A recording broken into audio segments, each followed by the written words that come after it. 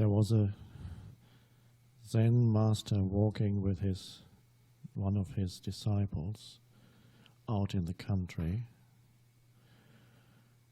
and they sat down under a tree, and the disciple didn't quite get it yet, what Zen is. He'd only been there for 6 years.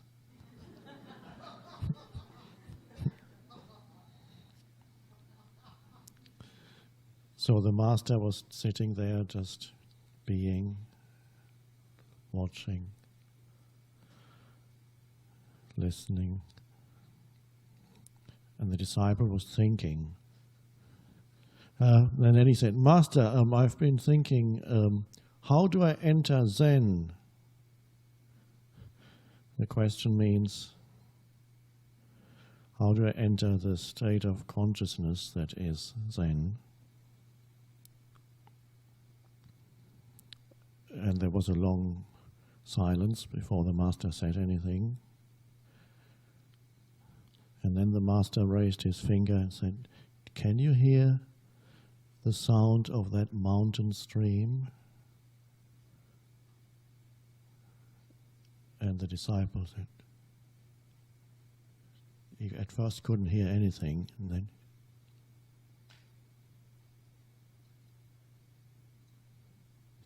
yes, I can hear it. Suddenly he heard the distant mountain stream. And Master said, enter Zen from there. Oh.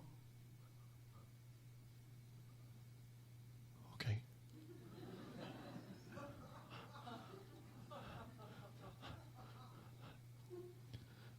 And for just a little while the disciple was there, attentive, alert, listening. And then, a few minutes later, the face of the disciple changed again from the openness to,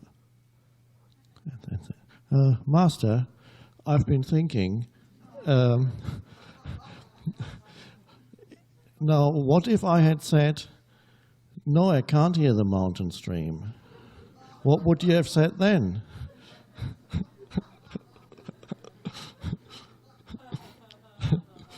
And the master raised his finger again and said, disciple, yes? Enter Zen from there.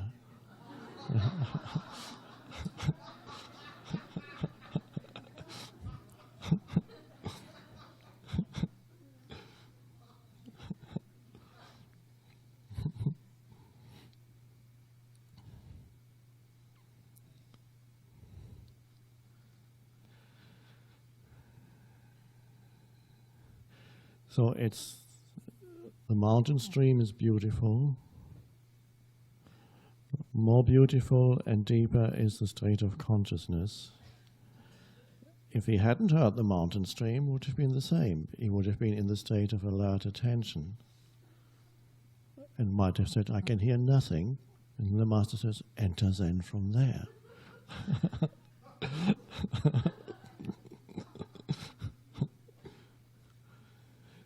So here, I take this as a little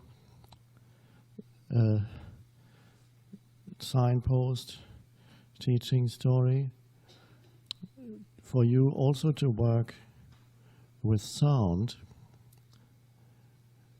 here, because there are beautiful sounds here in this place, and to be attentive to the sounds that you hear. Today, I will remind you again tomorrow when we may spend the day in silence, particularly good opportunity to be attentive to the many subtle sounds that you hear here, from the crunching of gravel or little stones as you walk, to crickets, the frogs, the leaves moving in the wind, many sounds that are beautiful and subtle. To hear them requires a certain degree of alertness. That's why Zen masters often raise their finger.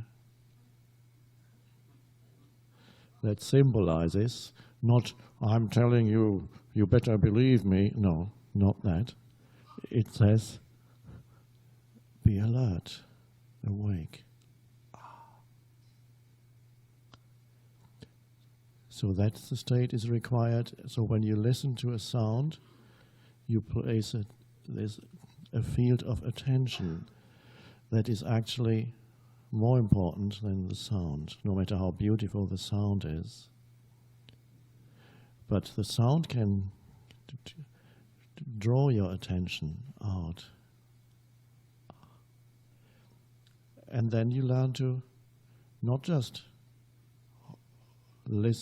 hear the sound and then immediately label it and then are done with it, but stay a while and remain attentive to that sound, or it might be a sequence of sounds if it's crickets or birds.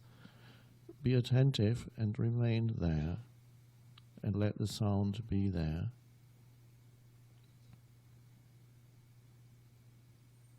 So, and then you have what we mentioned this morning with reference to the visual, where you have the sense perception. The visual sense perception happens against the background of stillness.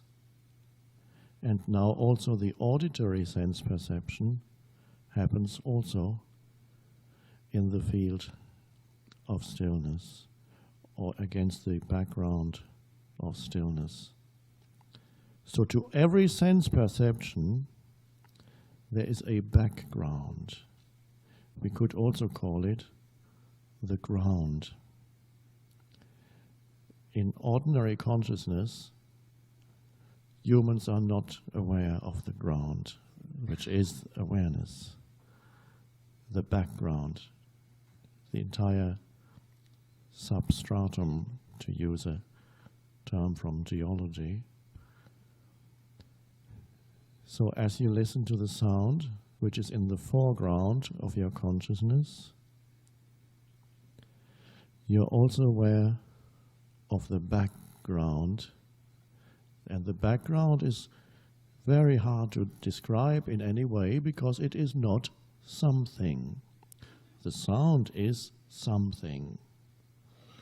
And as it is something, it is born and eventually it dies. The background is not born and dies. It's always there, unchanging. So you are lost in a surface world of external appearances and things when you do not know that dimension, the background dimension, that could also be called the unmanifested. But I'm using a somewhat different pointer, some pointers can be more helpful to certain people. So there is the background, and to see that as you sit, stand, lie, you listen, there's the sound. Do I have a bell here?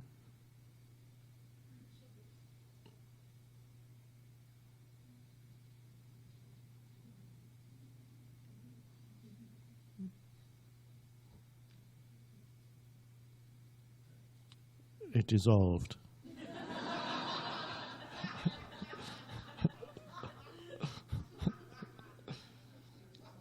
I wanted to demonstrate how a sound comes into being and then goes out of existence, slowly fades out. But we have something even better. The entire bell has faded out of existence.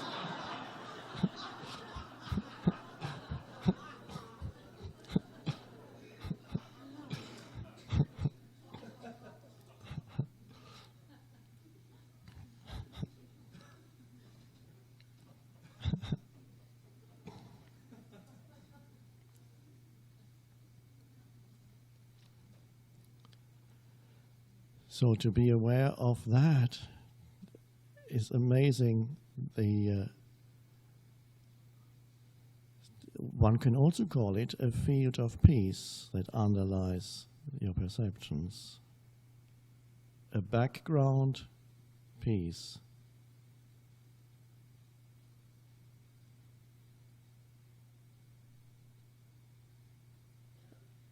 And imagine having that background peace in human interactions.